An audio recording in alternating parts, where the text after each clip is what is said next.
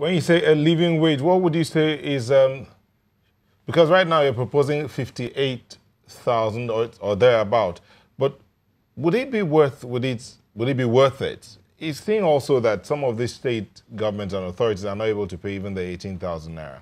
Would you think that a 56 would be worth it? Well, the figure we have on the table is a different figure.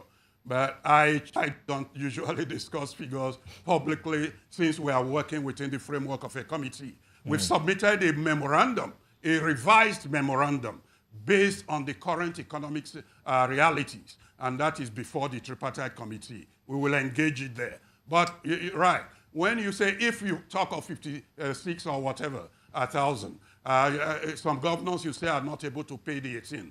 Yes, we take the view that some governors are not paying the 18, not that they are unable to pay, because they have not set their priorities right, because they have not managed their affairs properly, they are not paying.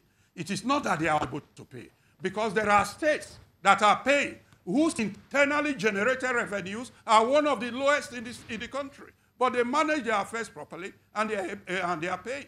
Our message to our members is that those governors that have mismanaged their affairs and are not able to pay, our members must mobilize heavily and make sure that such people do not return to power.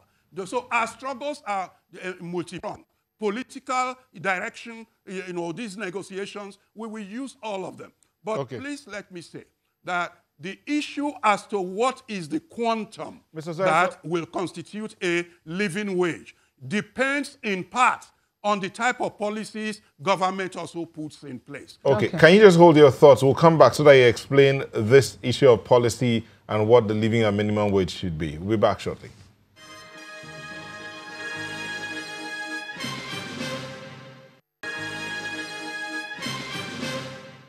Welcome back. So, Mr. Zoe, so you were talking about why some governors are not able to pay. You say they are not able to manage their resources because some who plan and manage their resources well are able to do so even when their internally generated revenue is way down there. But let's look at that.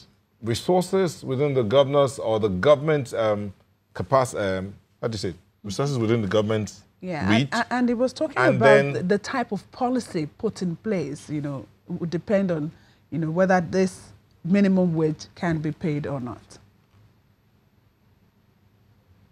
Well, yes. You see, there are governors, like I have said, who manage their affairs well and therefore are able to pay their salaries without failing. To emphasize this matter, it is interesting to note, I have not heard of any state in the Federation where the political class are being owed their salaries. They are able to pay those salaries, so it's a matter of prioritization. But to go to the issue of policy, salaries when they are paid and at reasonable levels also help to inflate aggregate demand, and that helps to bolster the economies. There are many states in this country today where if salaries are not paid, the market is almost dead. So we need to link those. Governments need to evolve policies in a holistic manner so that wage itself will be part of that policy basket. If you have, for instance, free medical care, then the amount that would be a living wage is not likely to be as high as when you do not have free medical care. If you have free education, the amount that would be a living wage would not be as high as when you do not have free education. So we need to look at the totality of the type of policies, socio-economic policies that we place on ground in then situating what the appropriate quantum of the minimum wage should be in order for it to be a living wage. That's the point I was making. Okay, since the NLC and its members are, very involved in when it comes to the workforce, do you also give advice, for instance, or suggestions to these state governors or the federal government on how to make the economy better? Because it's all about the workers, the economy, the workers. Yes, well, you see, part of what the NLC does is also policy engagement. And when we are offered the opportunity, we make our inputs and make suggestions as to what certain policy directions should be. But it is up to the government to even create the space for such engagement to take place. Different governments approach these issues differently. At the level of state governments, it is the same. You know, we have our state councils. So we also expect that our state councils are given opportunity to do policy engagement with state governors. Some do, and in such cases where certain collaborative positions are taken, you find that some progress is usually made.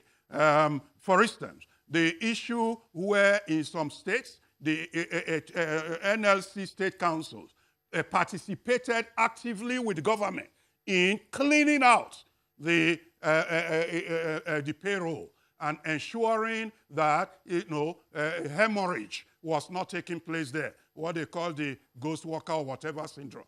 Where opportunities were given for the NLC and labor generally to participate in that process, they were able to achieve a lot in then reducing the wage bill. So there are different levels of engagement, and we always stand ready to engage such policy directions and to put alternative policy viewpoints on the table. Okay, thank you so much for coming on this morning. Comrade Peter Ozoeso, the General Secretary of the Nigeria Labour Congress, and we wish the NLC all the best in the future. Happy birthday. Happy 40th. Okay, so we go on a quick break, and when we come back, Janet will be in the house.